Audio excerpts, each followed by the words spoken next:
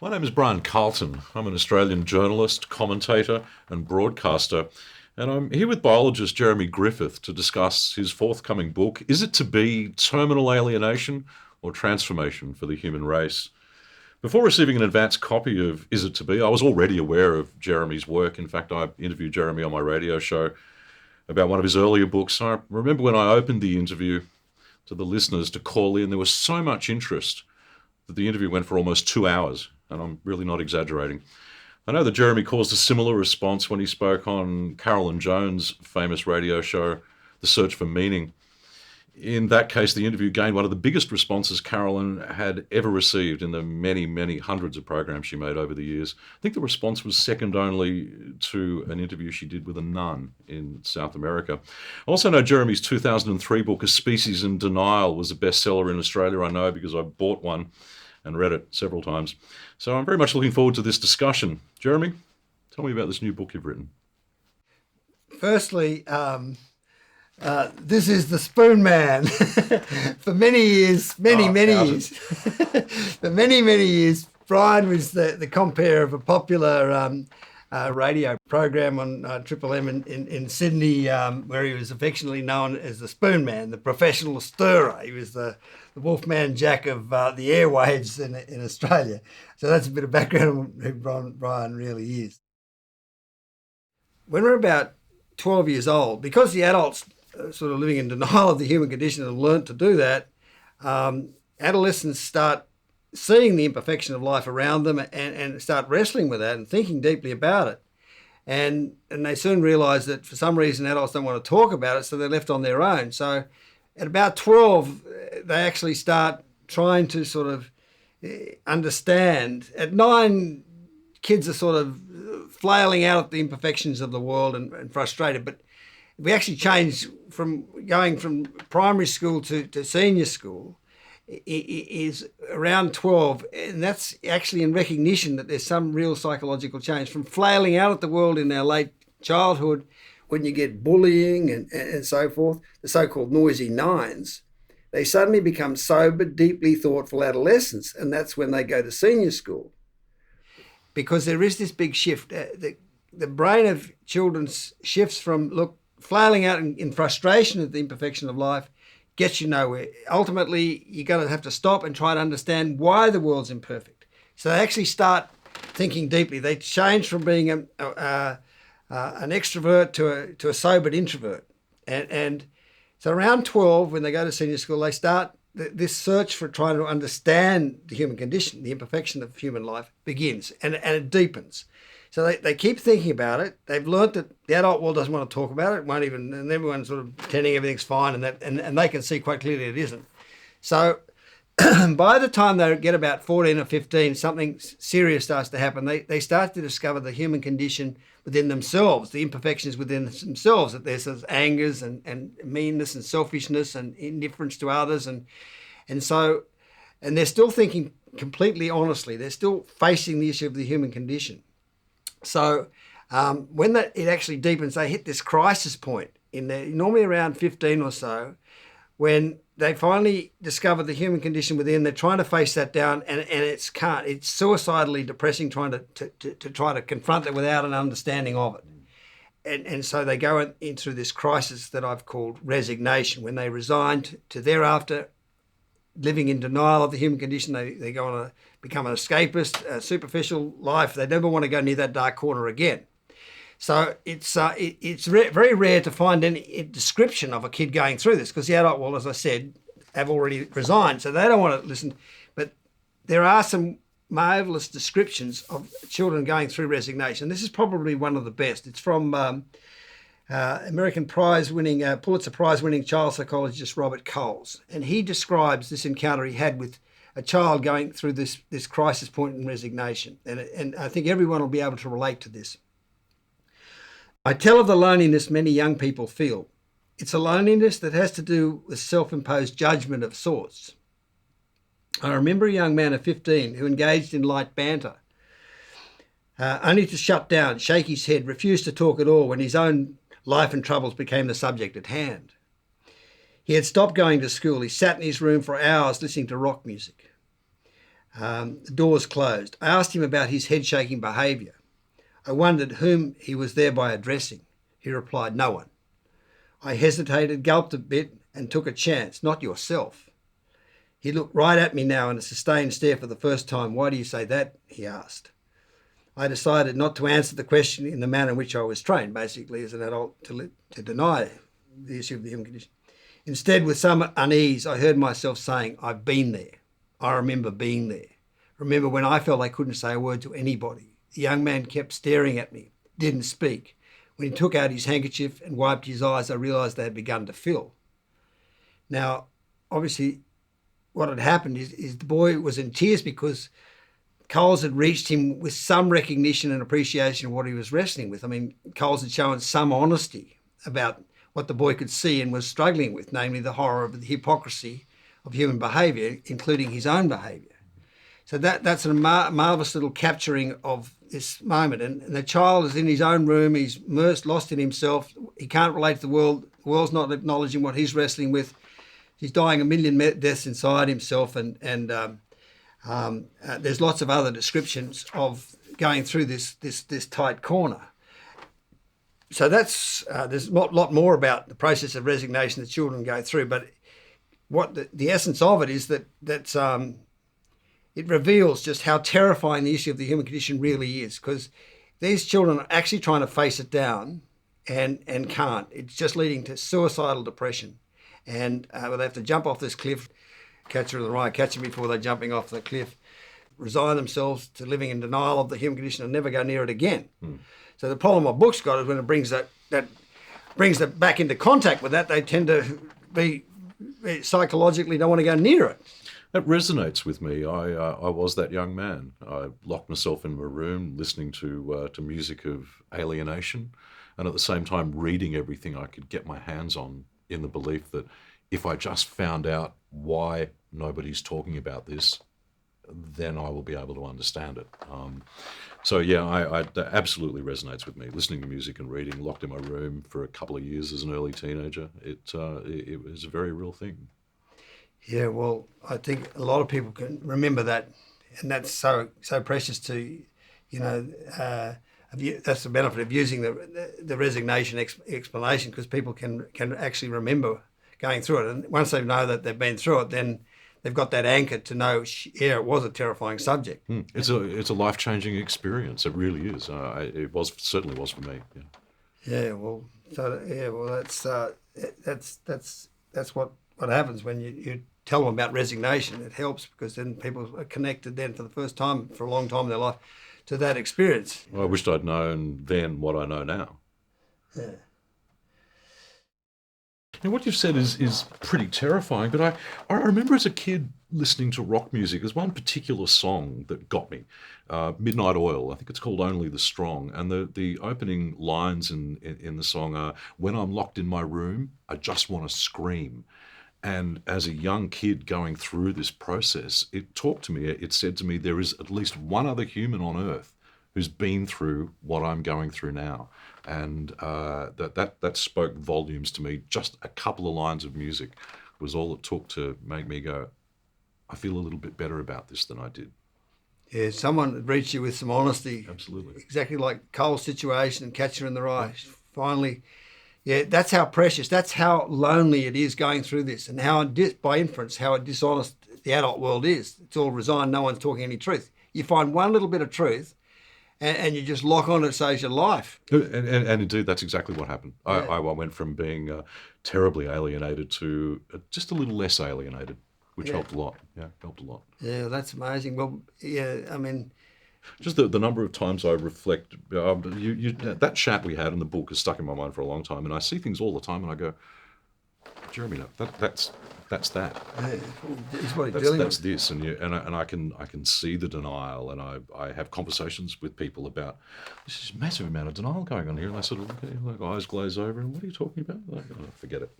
So yeah, don't underestimate the extent to which your earlier works had an impact on me in terms of how I think about what I'm seeing, how I interpret behaviour, and I worked up this ability to be able to work out what a person was like in the first 5 or 6 seconds of a conversation with them on the telephone, and I could second guess why they're saying what they're saying, and hear the subtext in their words, and it was hugely valuable as a broadcaster when you're taking lots and lots of calls from people who are fundamentally strangers to you, and they start telling you about their life story and things like that, and you can plug into what they're talking about and how they're talking about it, and a lot of that came from your books, because you would be able to, you do this, you walk in, you can observe the denial in people, you can observe the souls who are not real happy with themselves. You finally got insight into what's happening. You've got the riddle, the tool to make sense of it at last. But it works. Yeah. That's the other thing. It's not a when you just read the book, it sort of sounds esoteric and kind of out there, but the trickle-down transfer to everyday life and everyday human relationships and experiences has been hugely valuable. And I don't say that pissing in your pocket. I'm really not. It did make a huge difference.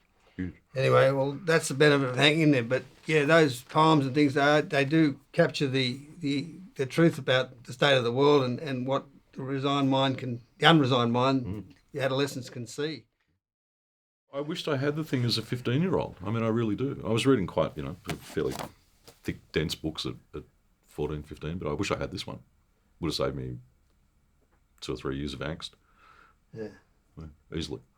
And probably another, 6 or 7 years of trying to work out what I wanted to do with my life and how hard I did actually want to change everything. And I'm not a sort of issues-based crusader as such, but there's just so much around that needs work, needs fixing, and I had this ability or not, I'm not sure, but a capacity to work out a way where we could do this better, how we could do it better, it's my fight, it's my personal fight. I was not going to let it beat me, and if I can't quite accept the way the world is, then I'm not going to sit down and do nothing. I will use whatever I have at my disposal, which in my case was a microphone and a transmitter, to try and at least make people think about the process of change. Giving up was never an option. Let's put it that way. Yeah, well, I mean, I've always thought, Brian, that we call you people like you ships at sea, people who didn't properly resign. They didn't pull into a port when the storms came. Mm-hmm. Yeah. And that's a torturous choice to make, because then you're forever tumbled around by the imperfection of life. But it's honest, Jeremy. Yeah. It's honest. Yeah. I live my life honest with myself, yeah. and I sleep soundly at night. Yeah. I'm happy with my choices, as difficult as they were, and are. I'm happy, personally happy with the choices I made back then. Not easy choices, very difficult, but. Yeah, but it does make you a heretic, and all the pain that goes with that. And like you told me earlier, you try to play it in the corporate world, and you're back there out there in the front lines of trying to shake up the box. I've always had issues with people telling me how I should think and what I should say and what opinions I should have. They're very precious things to me, and I want to own mine, and I've tried as best I could to do that. So I really resent being told to toe any particular line by anybody, and I have since I was a child. Ask my mum, she'll tell you. From about the age of 8, it was, no, I'm going to do it my way because I think my way is better. Yeah. And if you wanted an explanation as to why my way is better, I'm happy to give that to you. Not a problem. But I just had to be. It seemed to me the only way out of this was to be as honest with myself as I could be. Yeah, well, that's the strange paradox of the human condition, because we do resign, but then we pay such a price, becoming such a fraud and so dishonest, because we're not looking at things truthfully ever again. Yeah. We're just lost in a sea of bullshit, really, from there on. And we get to a point not too long after that where we're wishing we could get back to some honesty. So when you don't fully let go and you keep the windows open a little ajar, talking to Harry Prosen, he's like that too. He didn't quite shut the windows properly and left him ajar and kept searching all his life for some truth. And when it came along, and in the form of the documentary proposal, when he read that, he just loved it because he was reading some stuff that spoke to him, that part of himself that was unresigned. Yeah.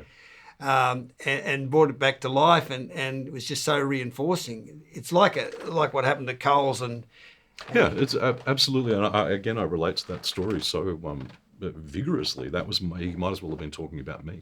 I was that kid, and I did a lot of reading of a lot of disciplines, the various faiths. You have a crack at that first and see whether there's any answers there. For me, there wasn't. Then science, they've had some answers, but was ultimately reductionist. And I was getting into philosophers and some pretty strange stuff just to try and work out whether anybody did have an answer to this, whether there was any kind of coherent description of why I was feeling the way I was feeling. And the only thing that even came vaguely close to that was your books. Yeah. Well, the trouble I've got, I mean, if everyone was unresigned, like you before this, we were talking together and you were saying, Jeremy, if you had a book for children when they're going through resignation, save their life, and they're your natural audience, because once you get talking to adults who are resigned, they're deaf to this. Yeah, and I've been doing that my whole life as a professional communicator and broadcaster. You can see the veil of denial go up over their eyes when you raise the truth with them about something, and they honestly don't want to know. I thought early teens, sort of 13, 14, 15, is about the right age to be able to crack through some of that early denial and get to them before they jump off the cliff, or indeed build such a vigorous wall where they're locked behind and they don't want to open up and it's easier just to hide there behind the wall. If you can get to them before they start cementing those bricks in. That'll be your generational change, I think, but it'll be kids that age that will most get what you're talking about because they're going through it.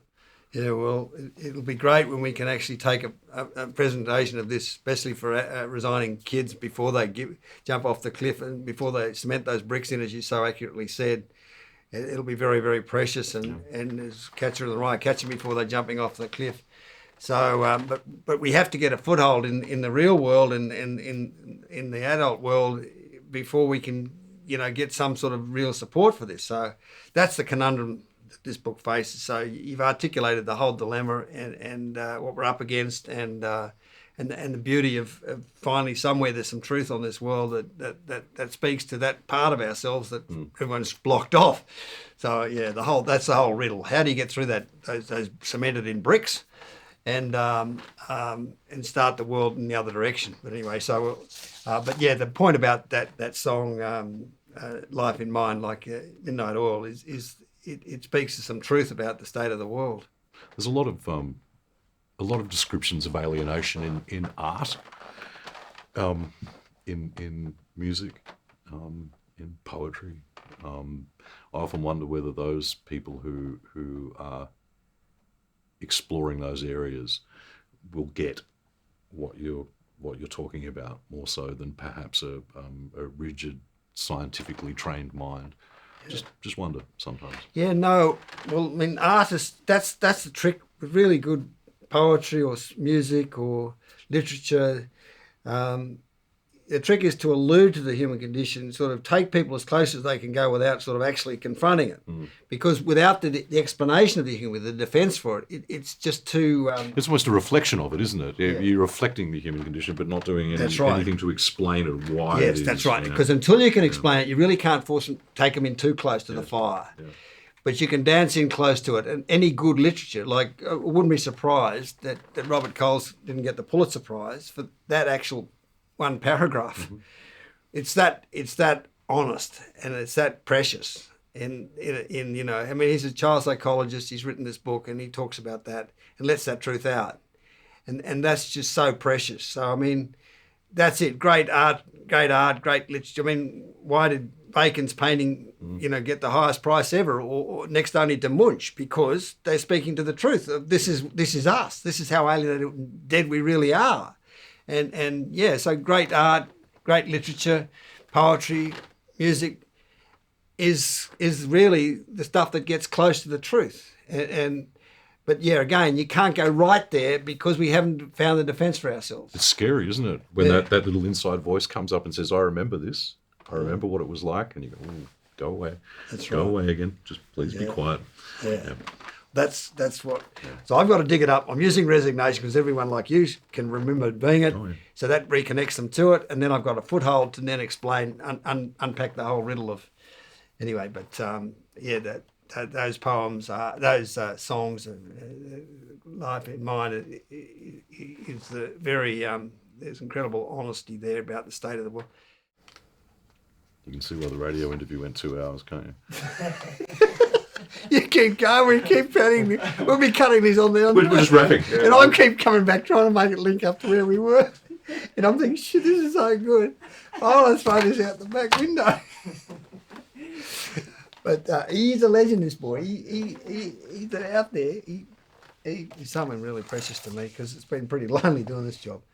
But he's always... Yeah, I often think about you like that. I say, how do you keep doing this? You just keep pushing on and pushing on and pushing on and gathering around clearly some like-minded individuals who get it, and trying to grow the thing. It must be a lonely place to be a lot of the time. Yeah, well, we've got some wonderful group because people can get through this. With this explanation, once you know it, you're defended. So then you're safe. You can run around in the realm of the human condition with safety, right?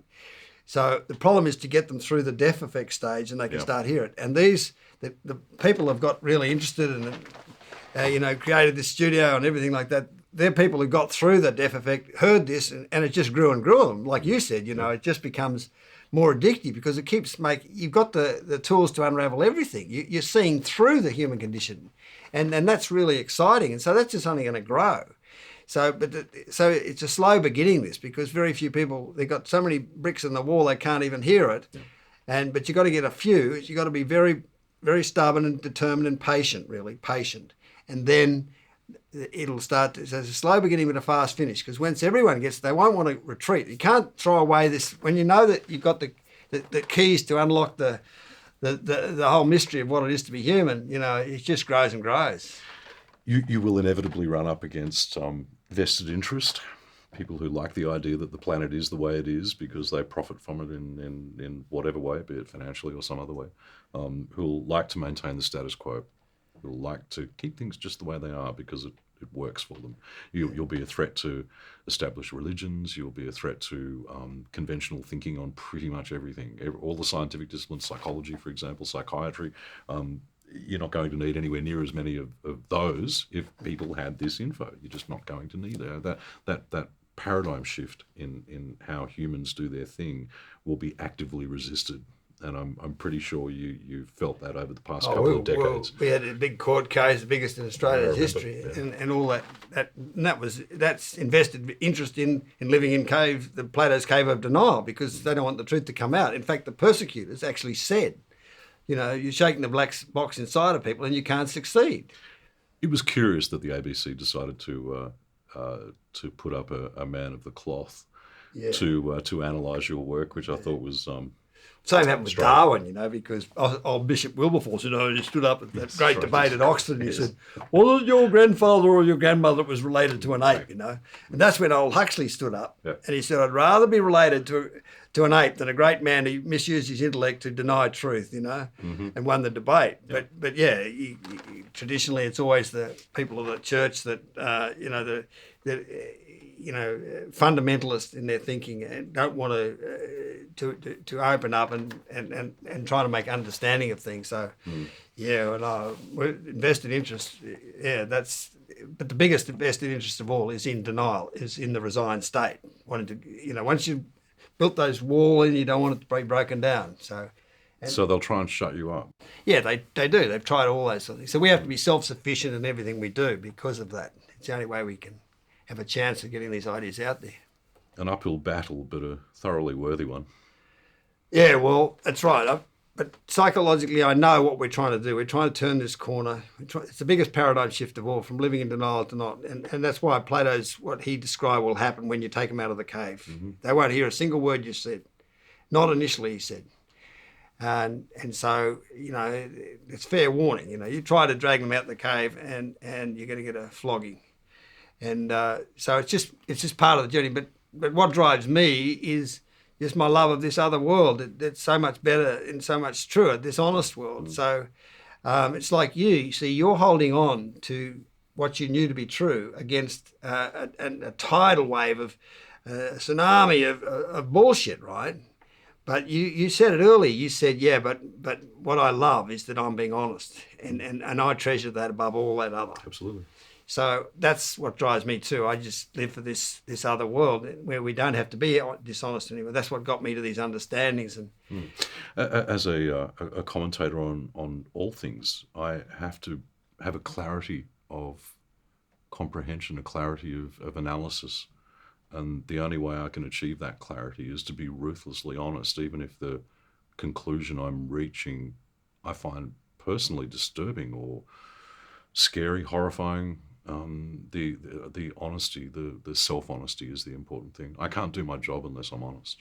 Yeah, well, the whole of this book is based on that premise that once you're living in denial, you can't find the truth. You can't find the truth with lies. It's just fundamentally impossible. So, for example, the whole of chapter 1, and I talk about it in a moment, but I go through all the chapters in my book and how each one is access truth, and that was doing it. And the only way I've done it is by being honest and not being in denial. And when you're not living in denial of the human condition, you can access all these truths that we've been looking for are so obvious. Yes, they are. That's exactly right. It's very simple. It's not hard. Yeah. The end process, the revelation, if you like, is easy and reassuring and calming and self-accepting. Yeah. Getting there is the difficult bit. Yeah. Once you have the revelation, it's the clarity of it is euphoric. Yeah, well, almost. All these answers that I've found, I didn't require a smart brain. It's just not living in denial. Just thinking simply and truthfully is how I found these answers. And they're sitting there for anybody and everybody. Yeah. They're self-evident if you're not wanting to avoid them. So, that's the thing. This synthesis is produced from exactly what you just said. Just, they're not actually... They are revelations in the sense that they're revealed. They're there waiting to be revealed. All you got to do is strip off the denial and they flop out. And that's all I've ever done. But that process, the process of stripping off the denial, that's the difficult part. Yeah. Once you've done that, it's relatively simple from there on in. I found it's the answers become glaringly obvious to the next thing you have a look at, and I hate to use the word epiphany because it has a religious connotation that I really don't want to give it. It's not an emotional. Well, it sort of isn't emotional, but it's an intellectual epiphany. It's an epiphany of mind. My understanding of this is now better than it was. I'm now more complete. Yeah. I have a more complete understanding of myself, everybody around me, the society at large, the way the planet works. It's a revelation. But again, I hesitate to use that in a religious sense because it's a different, it's a quantifiably different thing. Yeah. But it has a similar sort of impact on you as you wake up the next morning feeling more invigorated, more able to deal with the world because your level of understanding of it is so much higher. If that's what all I've ever done is taught myself to hang on. I call it like think like a child or think like a stone. If I'm not getting there, I'm just not thinking simply enough, and letting the child and the simple obvious thing to come out, and I just got better and better at it. And exactly that when you do get to that clean state and just let it come out, it's so obvious. It's just stunning. You just think, well, that's amazing, and it's like an epiphany. It's very exciting, and that's all I've ever done. I just keep taking one step, and I just keep learning. That's how I got to all these insights. Yeah. But when you put the full synthesis together using that device of just thinking truthfully, then you take it back. As Plato said, when someone gets outside the cave and starts not living inside it, they're facing the sun, the truth, they're thinking truthfully, and then they go back in the cave and try to release them all. the cave prisoners, rebel, and they said he actually said that they'll try and kill him. Yeah. I mean, in my case, they didn't actually try and kill me. We live in more civilized times than that, but in effect, they did. They did everything they could to smash me off the face of the earth. Yeah. So everything you're saying is completely, making sense of everything that I've been through, and well, your own life has been through. But you have your truth, and you've stuck to your truth, and you've fought for your truth, and they're all admirable qualities in a person. You can't criticize somebody for arguing their case, especially when the kind of work you're doing is so new to people, conceptually new to people. It's always going to be, if I can use the vernacular, pushing it uphill. Yeah. But good on you for keeping at it, because you're right. They're actually totally sincere in what they're saying, and they're denying. They don't know that they're in denial. No, that's right. So that, you can't. I'm compassionate. I'm not. I know why they're doing what they're doing. But I've got to somehow find a way through that wall of denial to get them to re-access the truth. So it is a hard, slow process. But I'm no longer criticising them. I'm actually bringing them the understanding. Yeah. So they actually want the reconciling understanding of the human condition, but they're never going to find it from their failure trap, because they're living in denial. You can't find it inside the cave. So I'm saying, look, I was out here, I found this truth. Here it is, liberates you all the thing you want, but they're so committed to denial, they're not receptive to it. So, you can knock on a deaf man's door forever, it's a slow process, and we've just got to be patient. One of my favourite expressions for lots of things is it's a process, not an event. I can't think of anything that more applies that saying might apply to as your work. I mean, it isn't a process, a long way from being any kind of event. But when you get it, for the individual, when you get it, it is an event. Yes. You remember the day. Yep. You remember the section of the book. You remember when it happened. It stays with you. It's fresh. Yeah. As to how long it'll take, Desjardins once said, the truth only appeared once to set the world ablaze. And it's true. It just needs a critical mass of influential people to come together and say, no, this book is really seriously important. It really has got through to the other side. And then all those that are living in denial and just treating it dismissively, they're forced to think again. And that's where you get this change of momentum. So that's why we're making such a huge effort with this book, to get that change of momentum, to get that base group of people who have managed to get through that wall of denial and discover just how honest this book is. And Harry's the first. I mean, he's amazingly just standing on his front foot and just saying it like it is. So, and then we need a few more dominoes to fall like that, and then suddenly the tide's turning. There is a base of support, and it'll flow, because the world is so hungry for some truth, some answers. So once there's enough base of support, then the tide changes rapidly, because it is like a sea of dishonesty out there, and this book is an island of sanity. And everyone's looking for just that, like you were when you were 15. You're reading, you were scrounging all the library, all the great tombs of looking for some answers. I got to the point where I started reading Encyclopedia Britannica, reading it as a book from the beginning, thinking the answers might be there. Right. That's not a joke, by the way. They're quite literal. Yeah, no.